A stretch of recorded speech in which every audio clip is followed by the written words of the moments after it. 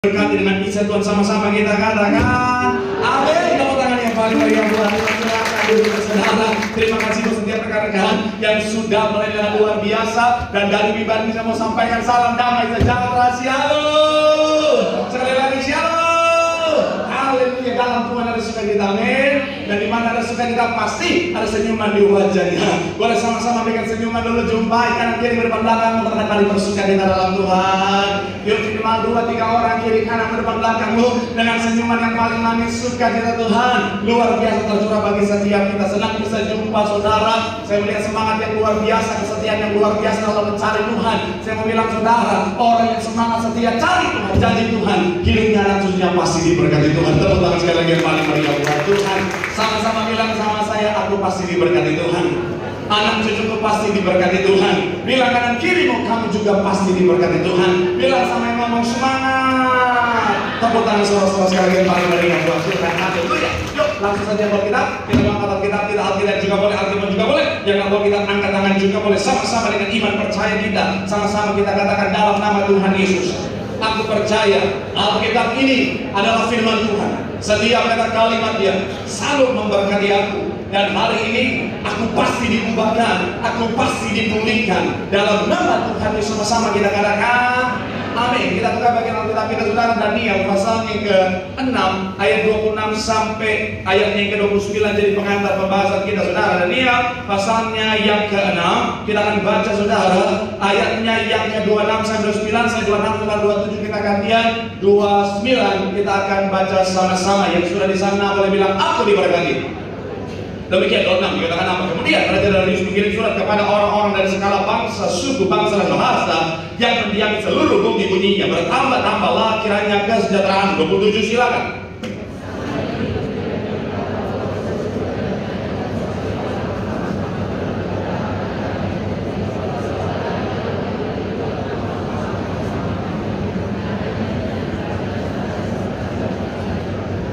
Ayat yang ke-28 dikatakan apa? Dia melepaskan Daniel dan mengadakan tanda dan mujizat di langit dan di bumi. Dia telah melepaskan Daniel dari cengkraman singa-singa. Ayat 29 dikatakan apa? 3. Ya, dan Daniel ini mempunyai apa? Pada zaman pemerintahan Darius dan pada zaman apa? Orang Persia itu. Nah saudara, saya bilang saudara, sehebat apapun kita, sekuat apapun kita, seluar biasa apapun kita, namanya manusia saudara, dan saya kita punya yang namanya keterbatasan, betul ya? Ketika bicara tentang posisi kita sebagai manusia, sekuat apapun kita, sehebat apapun kita, saya mau bilang saudara, siapapun kita punya yang namanya keterbatasan. Kenapa? Karena kita memang masih manusia saudara. Saya tadi pagi jujur, sebenarnya saya izin hari ini saudara. Kenapa? Karena jujur karena mungkin jadwal saya sudah sangat padat beberapa minggu terakhir saudara. Tadi pagi saya bangun saudara, sebenarnya saya udah gak kuat lagi saudara. Saya mau bangun tadi pagi saudara, rasanya badan itu capek banget saudara. Karena satu pujian yang berkata, pendeta juga manusia. Iya kan? Pendeta juga manusia. Dan tadi pagi saudara saya rasain, Tuhan, aku udah gak kuat lagi Tuhan untuk bangkit, untuk berdiri, untuk pelayan hari. Rasanya saya sudah mau izin saudara. Tapi ketika saya ingat jemaat dalam sutra wajah yang imut-imut dan lucu itu, nggak usah ketawa karena semua cabang saya bilang yang sama saudara. Akhirnya saya bangkit saudara, puji Tuhan sudah sampai sesi ketiga ini Tuhan kuatkan. Nah saya mau bilang saudara, siapapun kita yang namanya manusia punya yang namanya keterbatasan. Makanya kita butuh pertolongan Tuhan. Sama-sama bilang sama saya pertolongan Tuhan. Sama-sama bilang sama saya kita butuh pertolongan Tuhan. Amin. Dan kabar baiknya saya mau bilang saudara, pertolongan Tuhan sudah Tuhan sediakan, katakan amin. Mungkin ada antara saudara yang menatap saya berkata, Pak Pendeta, kalau pertolongan Tuhan sudah Tuhan sediakan, tapi kenapa saya kali pertolongan Tuhan? Itu masalah saya. Kenapa kalau Tuhan sudah menolong, sudah menyediakan pertolongannya, kenapa saya nggak lihat pertolongan Tuhan dalam tantangan yang sementara saya hadapi? Kalau pertolongan Tuhan sudah Tuhan sediakan, kenapa saya nggak lihat pertolongan Tuhan dalam sakit penyakit saya? Kenapa saya nggak lihat pertolongan Tuhan, Pak Pendeta? Di mana Tuhan menyediakan pertolongan itu? Saya mau bilang saudara, seringkali kita tidak melihat pertolongan Tuhan, bukan karena Tuhan tidak menolong, bukan karena Tuhan belum menyediakan pertolongannya, tapi seringkali kita tidak melihat pertolongan Tuhan karena kita tidak memahami tentang bagaimana Tuhan menolong. Sekali lagi saudara, Seringkali bukan karena Tuhan tidak menolong, bukan karena pertolongan yang belum disediakan, tapi seringkali kita nggak lihat karena kita nggak ngerti cara Tuhan dalam menolong. Makanya hari saya akan ajak saudara untuk membahas satu tema, yaitu bicara tentang pemahaman yang benar tentang pertolongan Tuhan. Sama-sama bilang sama saya, pemahaman yang benar. Sama-sama bilang sama saya, pemahaman yang benar tentang pertolongan Tuhan. Doa saya menurut Tuhan hari ini, saudara saya akan punya pemahaman yang benar tentang bagaimana Tuhan menolong, sehingga dalam setiap kehidupan setiap kita akan melihat pertolongan Tuhan dinyatakan. Yang setuju berikan tepuk tangan yang paling meriah dulu. Haleluya. So, pemahaman apa yang harus kita miliki saudara dalam konteks pertolongan Tuhan, supaya kita senantiasa melihat pertolongan Tuhan dinyatakan? Yang pertama saya mencatat adalah pertolongan Tuhan dinyatakan bagi mereka yang hidup di dalam Tuhan. Sama-sama bilang sama saya, pertolongan Tuhan dinyatakan bagi mereka yang hidup dalam Tuhan. Coba kita lihat sama-sama Daniel pasal yang ke-6 tadi saudara kita baca ayat 2 sampai ayat ke-5, sama-sama kita baca. Daniel pasalnya yang ke-6 kita baca ayat 2 sampai ayatnya yang ke-5. Yang sudah di sana boleh bilang aku diberkati. 3 dia. Lalu mengangkat 120 berapa? Atas kerajaannya. Mereka akan apa? Ayat yang ketiga, membawa mereka diangkat pula berapa? 3 pejabat tinggi, totalnya berapa? 123. Nah, dan Daniel termasuk di dalamnya adalah salah satu dari ketiga orang itu. Kepada mereka lah apa? Para wakil-wakil raja harus apa? Supaya jangan. Ayat 4, maka Daniel ini melebihi daripada apa?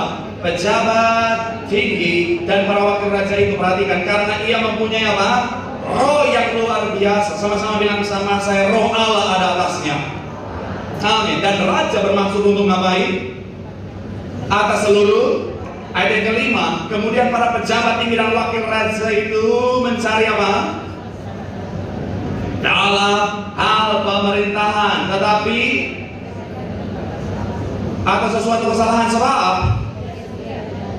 tidak ada didapati suatu kelalaian atau kesalahan padanya. Saya mau bilang saudara, ketika saudara dan saya hidup dalam Tuhan, roh Tuhan ada atas kita, katakan amin. Ketika saudara dan saya hidup dalam Tuhan, berjalan dalam jalannya Tuhan, maka roh Tuhan tinggal bersemayam dalam kita. Apalagi saudara dan saya, kita generasi minyak anggur. Saya mau bilang saudara, sama seperti Daud, diurapi roh Tuhan bersemayam bertahta atas Daud. Sehingga apa? Konsekuensi ketika roh Tuhan ada atas kita, konsekuensi ketika pengurapan Tuhan ada atas kita, maka hidup kita pasti luar biasa, katakan amin.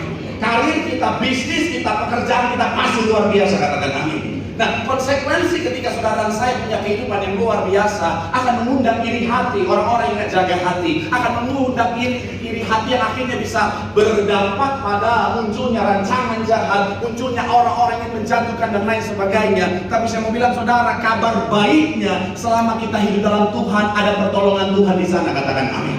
Saya mau bilang saudara, selama saudara dan saya berjalan dalam jalannya Tuhan, sama seperti berkat yang kita bahas 2 minggu lalu, Tuhan sediakan pertolongannya di setiap langkah kita ketika kita berjalan dalam jalannya Tuhan, katakan amin. Artinya begini saudara, kita gak perlu takut. Nah, tapi Tuhan ingatkan saya dari pagi begini saudara, tetapi ingat, pertolongan Tuhan itu Tuhan sediakan di dalam jalannya Tuhan. Karena ada banyak orang, dia hidupnya tak benar, dia jahat sama orang, dia fitnah-fitnah orang, dia serang-serang orang, tapi ketika terjadi peperangan, dia minta tolong sama Tuhan. Hello, shalom. Ada orang Kristen yang jahat, ada nggak? Ada. Apa? Pernah korban atau pelaku? Saya mau bilang saudara, ada orang Kristen, dia jahat sama orang, dia fitnah orang, dia serang orang, dia menjatuhkan orang, tapi ketika terjadi peperangan, dia minta tolong sama Tuhan. Tuhan tolong saya supaya saya menang menjatuhkan orang itu. Hello, saya mau bilang ya, ketika kita jahat, artinya kita tidak berjalan dalam jalan kebenarannya Tuhan. Dan saya mau bilang saudara, mustahil kita melihat pertolongan Tuhan kalau kita berjalan di luar jalannya Tuhan. Ibarat kita ke Indomaret cari semen. Saudara di Indomaret, selamat datang di Indomaret.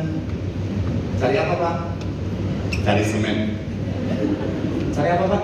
Semen. Bapak cari semen atau cari masalah? Ya kan nggak ada saudara. Sama seperti pertolongan Tuhan hanya ada di dalam jalannya Tuhan saudara. Jadi saya mau bilang, saudara, saya suka lucu kadang-kadang lihat orang jahat, saudara, suka sikat sana sini, fitnah sana sini. Tapi ketika dalam peperangan dia bilang, Tuhan tolong saya. Meskipun 1000 tangan manusia, sambil bilang gitu.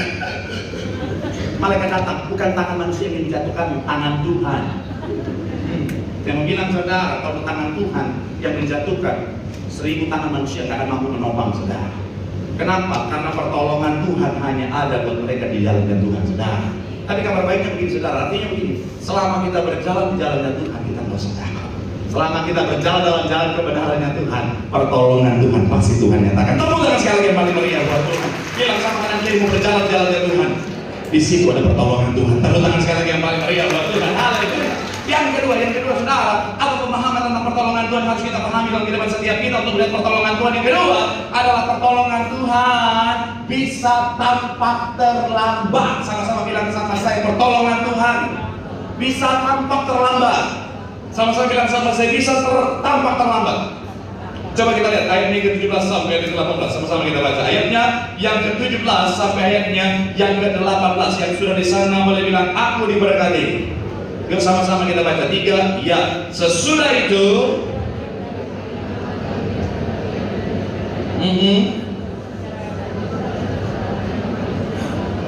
Kosembana Gonda dialah kiranya apa? Ayat 18. Maka dibawanyalah sebuah batu dan diletakkan pada mulut gua itu. Sama-sama bilang sama saya, gua sudah ditutup. Sama-sama bilang sama saya, Daniel sudah di dalamnya. Kemudian lalu raja apa? Dengan cincin meterainya dan dengan cincin meterai para pembesarnya, supaya dalam hal Daniel tidak ada apa? Menurut saudara, waktu yang paling tepat Tuhan nyatakan pertolongannya pas kapan? Saya pernah tanya ini saudara 2 minggu lalu saat kita sedikit bahas tentang beberapa tokoh Alkitab. Sebelum dimasukkan ke dalam gua singa atau sesudah dimasukkan ke dalam gua singa? Yes, betul. Nenek tahuan depan Al-Sutra juga tahu sebelum. Iya dong, harusnya sebelum itu kan waktu yang paling tepat kan. Kalau misalnya sinetron Indosiar itu misalnya saudara ya, sebelum Daniel sudah dimasukkan ke dalam gua singa, tiba-tiba sang pemeran utama datang dan berkata, tunggu. Haleluya. Baru tahu ya, sesi sport jantung. Lagian mentang-mentang AC dingin, kursi nyaman, dengar khotbah udah. Pikirannya udah bakmi. Tapi sudah saya udah kapok khotbah kami saya udah kapok. Setiap saya khotbah itu mengenai kerajaan surga, setiap saya diundang selalu isinya babi. Udah mau darah tinggi saya datang ke Pak Pendeta ini makan kerajaan surga. Ya baru datang babi lagi. Sampai tidur. Tolong yang sehat-sehat itu kalau nggak pendeta ya. Saya mau bilang sekali lagi saudara, harusnya timing yang tepat secara logika kita, perspektif kita manusia, sebelum dimasukkan ke dalam gua singa, Tuhan sudah kirim pertolongan, betul ya? Tuhan langsung kirimkan orang untuk menolong, berkata, tunggu, jeng. Hai cikilarti, hai. Ya kalau lebih diam, jangan di sana. Hai cik. Jadi pendeta harus berwibawa. Jadi ya, oke. Jadi, anak pada zaman sekarang mah. Tunggu, sarangio. Saya mau bilang saudara, tapi ternyata Tuhan tidak menolong di waktu itu. Tuhan menolong kapan? Setelah Daniel sudah ada di dalam, yang secara logika sudah terlambat. Saya mau bilang saudara, terkadang pertolongan Tuhan tampak tidak ada dalam hidup kita karena yang kita pakai timingnya kita saudara. Kita pakai timingnya kita, harusnya Tuhan tolong sebelum pahit. Harusnya Tuhan tolong sebelum suami saya dibawa kabur ke bilang paling cantik se-alam Sutra dan sekitarnya. Harusnya Tuhan tolong sebelum dokter vonis kanker tadi 4. Saya mau bilang saudara, Tuhan tahu kapan waktu yang terbaik.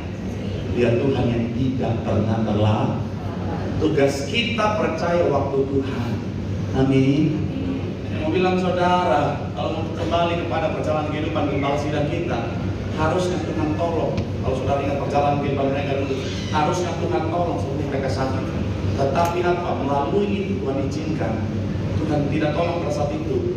Tuhan izinkan ngalamin sakit dulu, baru Tuhan tolong kasih mujizat. Karena Tuhan mau pakai mereka untuk menjadi perpanjangan tangan Tuhan, menyatakan mujizat Tuhan yang luar biasa.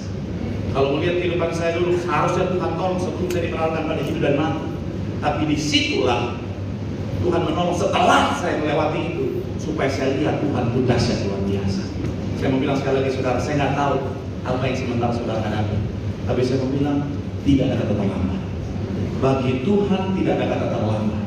Percaya waktu Tuhan, kalau sudah datang waktunya, pertolongan Tuhan pasti dinyatakan. Tepuk tangan sekali lagi yang paling meriah buat Tuhan. Bilang sama kanan kirimu, percaya waktu Tuhan, ada pertolongan Tuhan yang Tuhan nyatakan di waktu yang terbaik. Tepuk tangan sekali lagi yang paling meriah buat Tuhan. Yang ketiga, yang terakhir, kamu boleh siap-siap apa? Yaitu bicara tentang pemahaman yang benar tentang pertolongan Tuhan yang harus kita pahami supaya kita melihat, yaitu pertolongan Tuhan dalam kehidupan kita. Ini mesti bersama sama itu, tapi masih dalam poin yang kedua, saudara. Artinya begini, saudara. Kadang-kadang kita pikir waktu yang terbaik adalah sebelum kita di PHK. Kadang-kadang kita pikir waktu yang terbaik Tuhan menolong sebelum kita disikat, dikeluarkan dari pekerjaan kita. Kadang-kadang kita pikir waktu yang terbaik adalah sebelum kita divonis sama dokter. Tapi saya mau bilang sekali lagi, saudara, Tuhan tidak pernah terlambat. Tuhan tahu kapan waktu yang terbaik. Sekarang kita buat tangan yang paling meriah buat Tuhan. Yang ketiga, sambil lima musik, kita tunggu waktu Tuhan.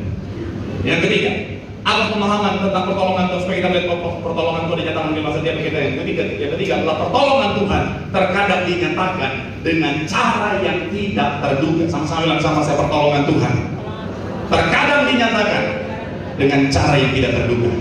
Sama-sama bilang sama saya, cara yang tidak terduga. Coba kita baca ayatnya yang ke-4 sampai 6. Masih dalam Daniel 6. Ayat 4 sampai ayat yang ke-6. Yang sudah di sana boleh bilang, aku diberkati. 3 dia, maka Daniel ini melebihi para dan wakil raja itu, karena ia mempunyai roh yang luar biasa. Dan raja bermaksud untuk apa? Ayat yang ke-5, kemudian para pejabat tinggi dan mencari alasan dakwaan terhadap Daniel sesuatu apa? Ayat yang terakhir, maka berkatalah orang-orang itu, kita tidak akan apa? Kecuali dalam hal ibadahnya kepada Allah. Saya mencatat di sini, saudara, Daniel berusaha ingin dijatuhkan, ingin dicelakakan oleh 122 pejabat istana yang lain. Mereka berusaha untuk mencari kesalahannya, saudara, dan mereka akhirnya memasukkan Daniel ke dalam gua singa. Bicara tentang hukuman manusia. Logika kita kan, pertolongan Tuhan itu dinyatakan itu adalah ketika dia mau dicampakkan ke dalam gua singa. Tuhan putar keadaannya, jadi bukan dia yang ke gua singa, tetapi 122 pejabat yang lain. Betul ya? Kira-kira banyak yang sependapat sama saya lah, kira-kira begitu ya. Jadi ketika dia sudah mau dijatuhkan hukuman, Tuhan putar balikan keadaan. Akhirnya yang dilempar ke dalam gua singa 122 orang. Bayangin, dari yang satu berubah jadi 122 orang, itu singa di dalam gua langsung bilang mukbang. Iya kan? Makan besar nih. Oh, singa bilang, oh, all you can eat.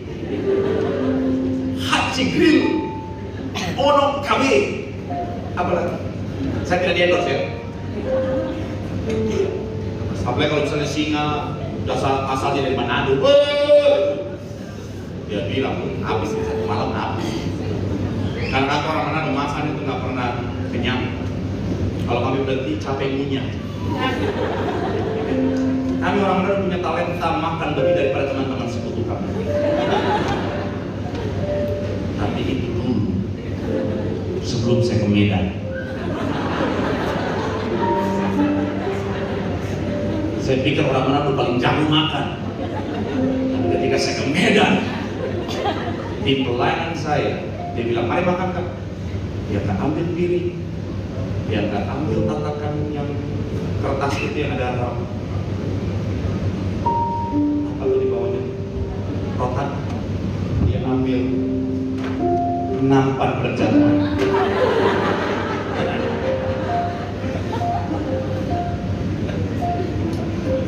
Ketika dia ambil nasi, gunung keranji pindah. Saya lihat darah Yesus. Mari makan Pak. sejago-jagonya orang pada makan, kita tuh begini.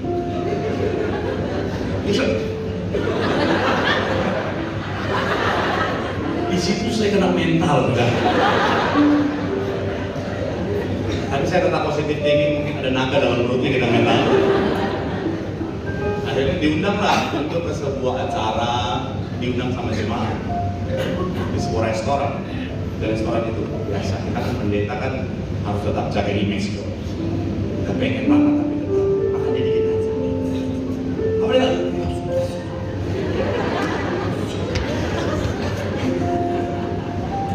Saya lupa ada dia. Tiba-tiba, oh nggak mau sini, bapak juga mau sini, Pak. Saya menyesalkan dia. Saya mau bilang sekali lagi saudara, harusnya dalam logika kita cara Tuhan menolong adalah sebelum dimasukkan dalam gua singa, Tuhan putar keadaannya jadi orang-orang itu yang masuk dalam gua singa. Ternyata tidak. Ternyata Tuhan izinkan dan yang masuk dalam gua singa karena Tuhan mau pakai itu untuk menolong Daniel. Sederhananya, Tuhan menolong Daniel dengan cara tidak menolong dia.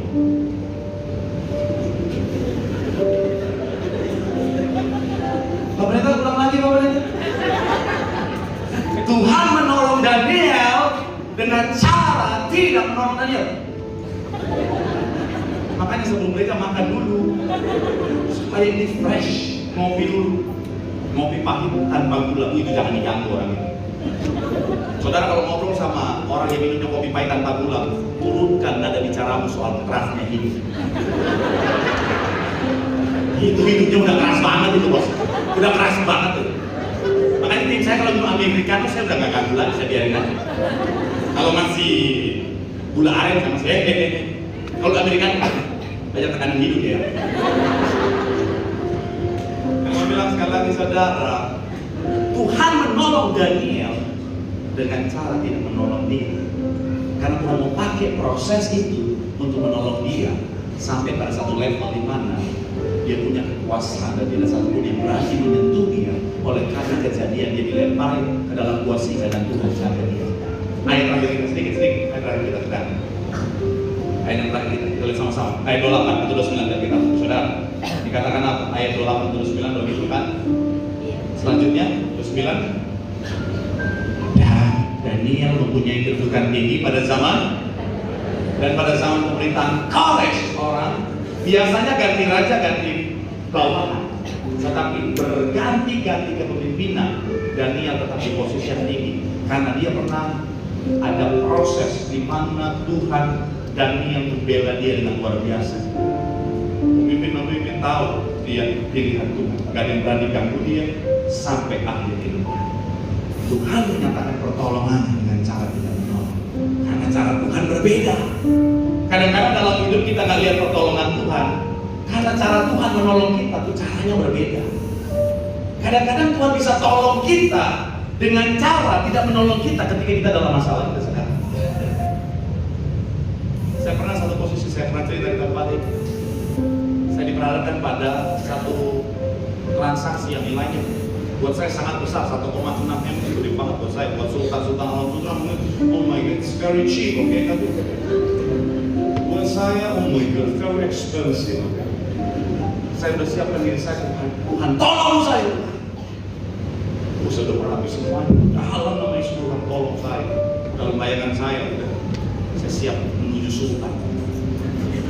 Saya sudah siap hidup saya sudah siap untuk foya-foya. Saya sudah siap untuk pakai cincin yang harganya 500 juta supaya kalau shalom gak biasa tapi shalom. Saya sudah siapkan diri saya untuk beli jam tangan yang harganya mahal yang 500 juta juga supaya kalau saya lihat jam harganya jam berapa Pak Pendeta? Hah? Aduh, gak kelihatan, tolong lihat sendiri.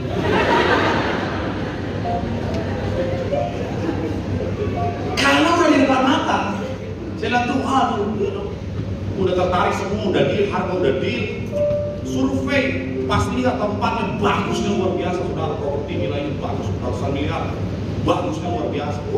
Udah senang orang yang menikmati semua, ketawa-ketawa, aduh, Saya lihat mereka tertawa, saya mencium aroma-aroma duit itu, kesuksesan, keberhasilan, waktu itu. Saya bilang, Tuhan tolong Tuhan. Ternyata Tuhan nggak tolong saya. Transaksinya gagal. Saya bilang, Tuhan, tega banget Tuhan. Kok Tuhan nggak tolong? Tapi 12 tahun kemudian, ternyata transaksi itu bermasalah secara hukum, pidana terjadi, atasan saya 14 tahun penjara, si marketingnya yang harusnya saya 12 tahun penjara. Jadi Tuhan menolong saya dengan cara tidak menolong saya saat itu. Karena kalau satu Tuhan tolong saya, mungkin saya bisa menikmati 1,6 M. Tapi 12 tahun kemudian, saya lagi khotbah, tiba-tiba polisi datang. Pemerintah bangsa? Bukan, saya Elfri Silani. Biar aman. Enggak, kabar. Canda lagi. Jadi sekali lagi saya mau bilang saudara, jalan Tuhan di atas kehendak kita. Kadang-kadang kita pikir Tuhan tak tolong, sebenarnya Tuhan sudah tolong, tetapi dengan caranya Tuhan. Tugas kita percaya jalan Tuhan selalu yang terbaik. Tepuk tangan yang paling meriah buat Tuhan. Bilang sama kanan kirimu, cara Tuhan menolong. Dengan 1001 macam cara belajar untuk percaya. Sekali lagi tepuk tangan yang paling meriah. Yang berkati pertama yang